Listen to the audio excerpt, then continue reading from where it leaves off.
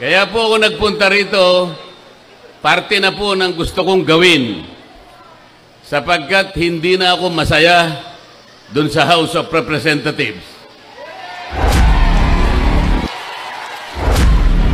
Pagka nilalaban natin ang katwiran, pag sinasabihan natin sila kung ano yung tuntunin, kung ano yung dapat gawin para hindi nag-aaway-away,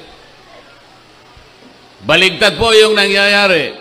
Pag ako na nagsasalita, guguluhin nila ako, pagtutulong-tulungan nila ako, pati nga po yung hopya na kinakain ko, kukunin pa nila.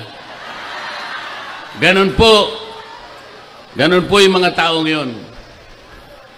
Nung isang araw po, nagsalita ako sa grupo ng mga hilot, yung mga kumadrona. Mga ganito rin karami po, mas marami pa dito.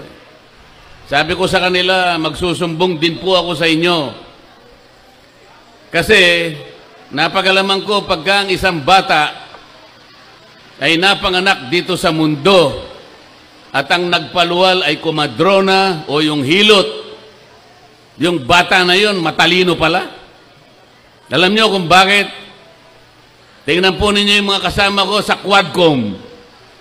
Napanganak lahat sila sa ospital. Kaya ako napanganak ako, hilot po, dahil mahirap lang ang buhay ko.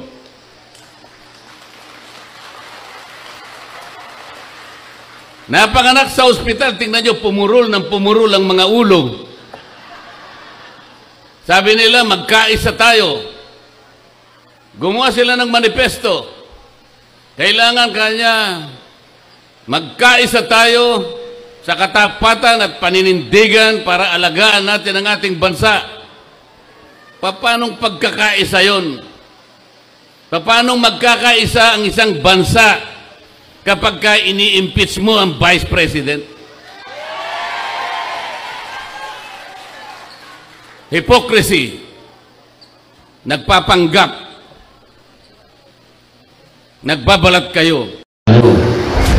Subok-subukan ninyo na impeach ang Vice President. No.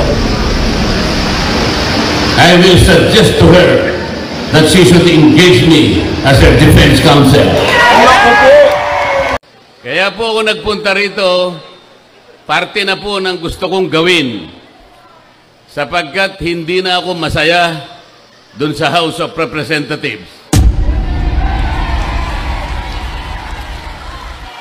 Pagka nilalaban natin ang katwiran, pag sinasabihan natin sila kung ano yung tuntunin, kung ano yung dapat gawin para hindi nag-aaway-away,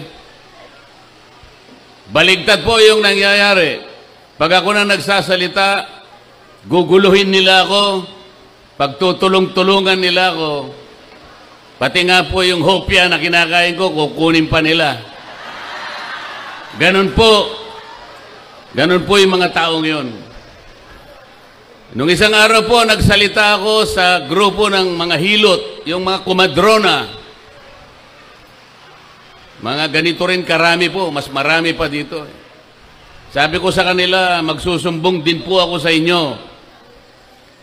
Kasi, napagalaman ko pagka ang isang bata ay napanganak dito sa mundo at ang nagpaluwal ay kumadrona o yung hilot, yung bata na yun, matalino pala. Alam niyo kung bakit?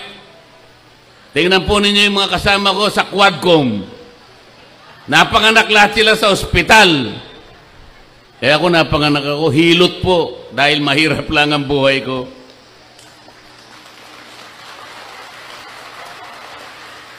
Napanganak sa ospital, tingnan nyo, pumurol ang mga ulo. Sabi nila, magkaisa tayo. Gumawa sila ng manifesto.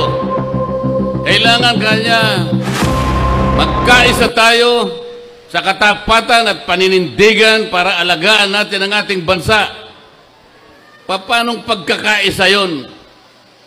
Paanong magkakaisa ang isang bansa kapag ini-impeach mo ang Vice President? Hypocrisy. Nagpapanggap. Nagbabalat kayo.